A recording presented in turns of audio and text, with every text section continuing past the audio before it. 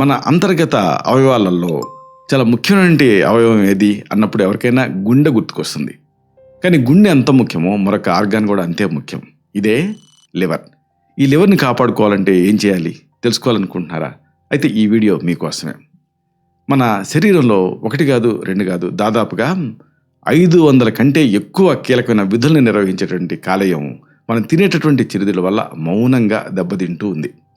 కేవలం ఆహార మార్పులతోటే ఈ సమస్యను ఎలా అధిగమించవచ్చు తెలుసుకోవాలనుకుంటున్నారా? ఫ్యాటీ లివర్ సమస్య ఈ రోజులలో ప్రతి ఇంట్లో కూడా వినిపిస్తూ ఉంది.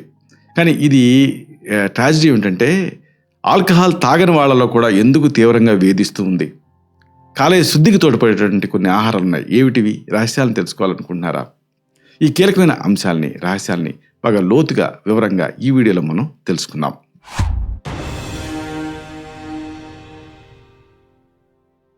మిత్రులారా నమస్కారం. నేను మీ డాక్టర్ చిరుమామిళ్ళ మురళీ మనోహర్. ఈ వీడియోలో చాలా ముఖ్యమైన విషయాన్ని మనం తెలుసుకోబోతున్నాం.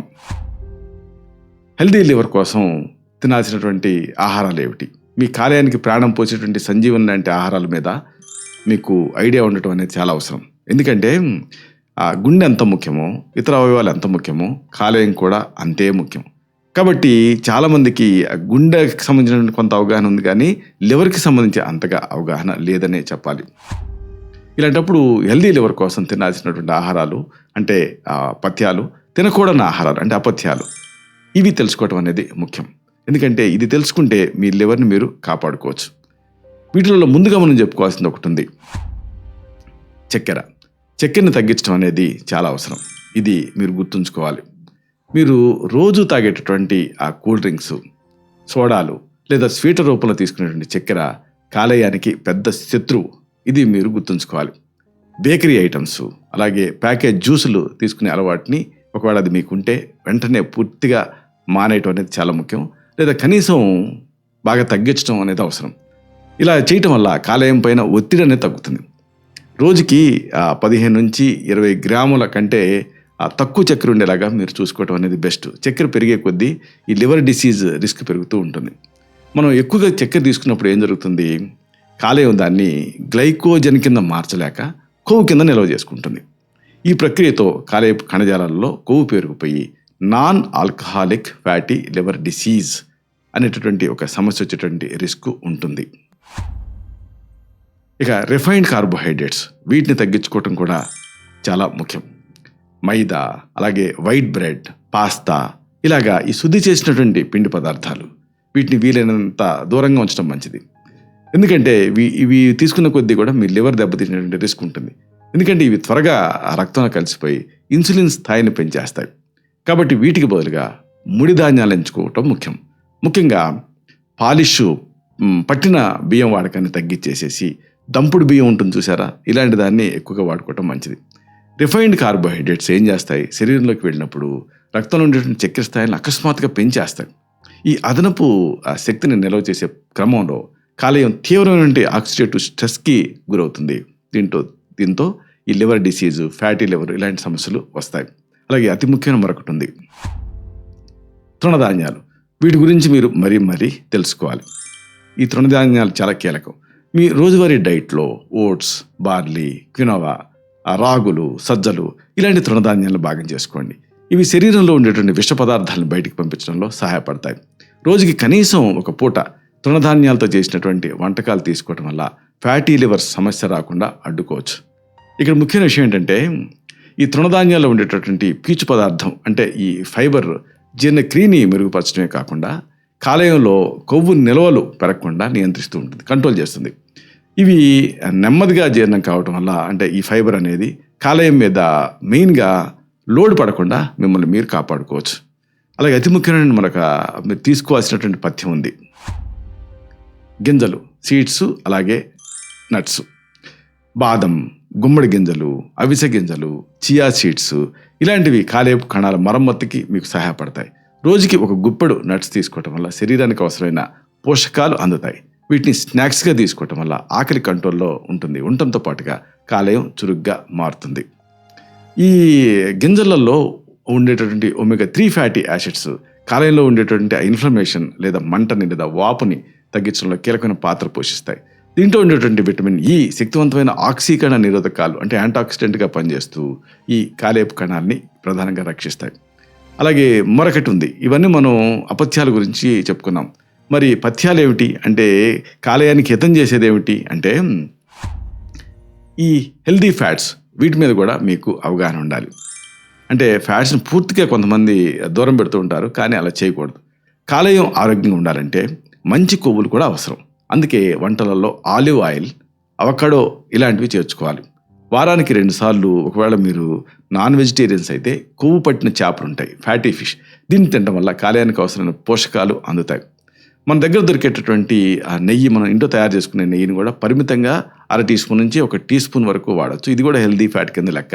ఇది కాలేయానికి మేలు చేస్తుంది. ఎట్లయితే యజ్ఞం చేసేటప్పుడు ఆ సమిధలలో నెయ్యి పోస్తే అది ప్రజ్వరిల్లుతుందో, మన ఆకలి కూడా పెరగటం, లివరు హెల్తీగా తయారవటం కూడా ఈ నెయ్యితో జరుగుతుంది.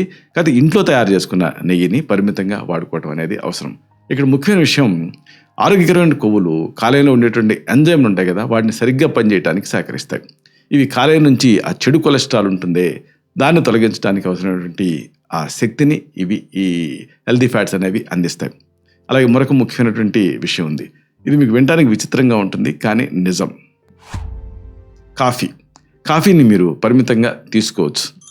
ఇక్కడ ముఖ్యమైన ఇంపార్టెంట్ విషయం ఏంటంటే, రోజు 1 లేదా 2 కప్పుల కాఫీ వరకు ఓకే. ఈ బ్లాక్ కాఫీని తాగటం వల్ల కాలేయానికి రక్షణ కలుగుతుంది. ఇది పరిశోధనలో తేలింది. పంచదార లేకుండా, పాలు తక్కువగా లేదా లేకుండా బ్లాక్ కాఫీ తాగటం వల్ల కాలేయం అనేది శుద్ధి అవుతుంది. అయితే అతిగా తాగకుండా పరిమితంగా తీసుకోవటం వల్ల గరిష్ట ప్రయోజనాలు మీకు అందుతాయి. ఇక్కడ ఈ కాఫీకి సంబంధించి కొన్ని విషయాలు చెప్పాలి మీకు. కాఫీలో కొన్ని రసాయన పదార్థాలు ఉంటాయి. ఇవి కాలేయంలో స్కార్ టిష్యూ అంటే ఆ మచ్చలు ఏర్పడే ప్రక్రియ అంటే సిరోసిస్ ముప్పును తగ్గిస్తాయి. ఇది కాలేయపు క్యాన్సర్ వచ్చేటువంటి అవకాశాన్ని కూడా బాగా గణనీయంగా అడ్డుకుంటుంది కాఫీ అనేది. అలాగే పరిమిత మొత్తాలలో తీసుకోగలిగినటువంటి మరొక పానీయం ఉంది, ఇదే టీ కూడా అంతే. మీకు పాల కంటే, అంటే పాలు పోసి తయారు చేసుకునే టీ కంటే గ్రీన్ టీ లేదా బ్లాక్ టీ, దీన్ని తీసుకోవటం వల్ల కాలేయానికి ఇది అమృతంతో సమానం. దీన్ని రోజుకి 2 సార్లు తీసుకుంటుంటే కాలేయంలో పేరుకుపోయినటువంటి కొవ్వు అనేది కరుగుతుంది. టీలో ఉండేటటువంటి ఆ సహజ గింజలు కాలేయాన్ని డీటాక్స్ చేయడానికి సహాయపడతాయి. మరొక ముఖ్యమైన విషయం ఇక్కడ చెప్పాల్సింది, టీకి సంబంధించి ఒకటి ఉంది. టీలో ఉండేటటువంటి ఆ కెటచిన్స్ అనేవి కాలేయపు పనితీరుని మెరుగుపరుస్తాయి. ఇది ఆక్సిడేటివ్ స్ట్రెస్ వల్ల వచ్చేటువంటి నష్టాన్ని నివారిస్తూ కాలేయాన్ని యవ్వనంగా ఉండేలాగా చూస్తాయి. అలాగే ఒక ఫ్రూట్ గురించి మీకు చెప్పాలి, ఇదే ద్రాక్ష. ముఖ్యంగా ఎరుపు అలాగే ఊదా రంగులో ఉండేటువంటి ద్రాక్ష పళ్ళని మీ ఆహారంలో చేర్చుకోవటం వల్ల కాలేయానికి రక్షణ లభిస్తుంది.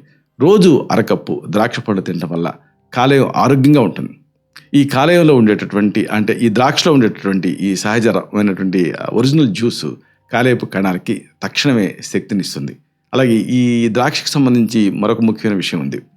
ద్రాక్షలో ఉండేటటువంటి రెస్వెరాట్రాల్ అనేటువంటి పదార్థం కాలేయంలో ఉండేటువంటి ఆ ఇన్ఫ్లమేషన్ని తగ్గిస్తుంది. ఇది కాలేయపు కణాల ఆయుష్ని పెంచుతూ విషతుల్యాన్ని నుంచి కాపాడుతుంది.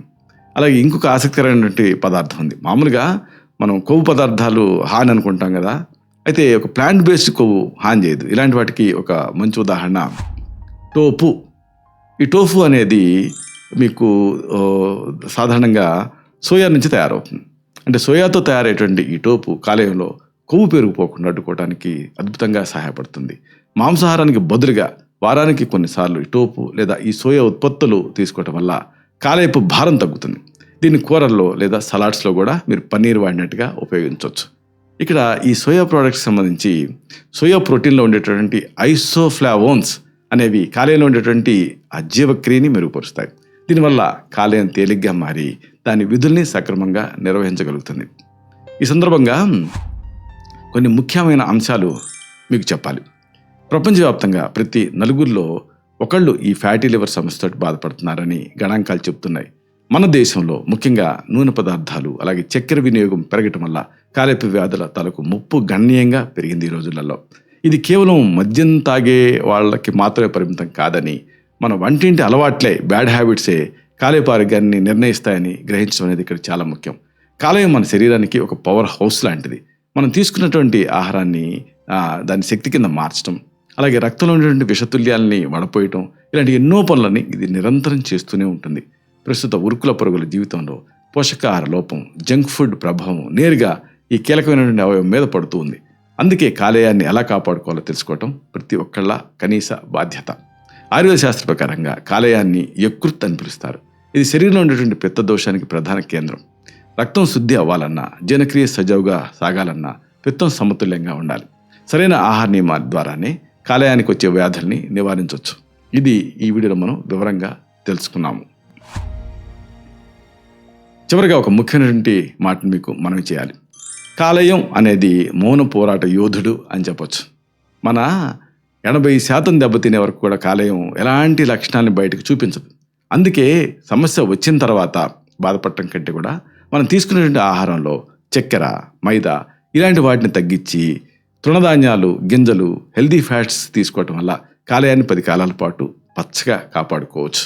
ఇలాంటి మరిన్ని ఇన్ఫర్మేటివ్ వీడియోస్ కోసం ఈ ఛానల్ సబ్స్క్రైబ్ చేసుకోండి.